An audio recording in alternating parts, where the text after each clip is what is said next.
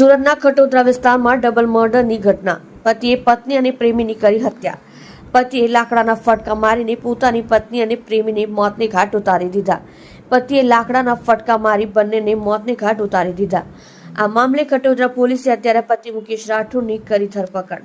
સુરતમાં double murder કેસની ઘટના સામે આવી છે. શહેરના ખટોદરા વિસ્તારમાં ડબલ મર્ડરની ઘટના બની છે. પતિએ પોતાની પત્ની અને એક પ્રેમીની હત્યા કરી છે. પતિએ લાકડાના ફટકા મારીને પોતાની પત્ની અને પ્રેમીને મોતને ઘાટ ઉતારી દીધા છે.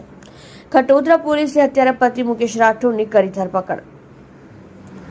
મળતી માહિતી મુજબ પતિ દ્વારા પત્ની શારદા અને પ્રેમી અર્જુનની હત્યા કરી દેવામાં આવી છે. આ મામલે હાલમાં ખટોદરા પોલીસે અત્યારે પતિ મુકેશ રાઠોડની ધરપકડ કરી છે. તમને જણાવી દઈએ કે હત્યારો અગાઉ પણ એક હત્યાના કેસમાં લાજપોર જેલમાં બંધ હતો અને હાલમાં હત્યારો મુકેશ રાઠોડ જેલમાંથી પેરોલ છૂટીને બહાર આવ્યો હતો. સત્ય માટે હંમેશા સત્યની સાથે જોડાઈ રહો. આર સુરત ન્યૂઝ ચેનલની સાથે.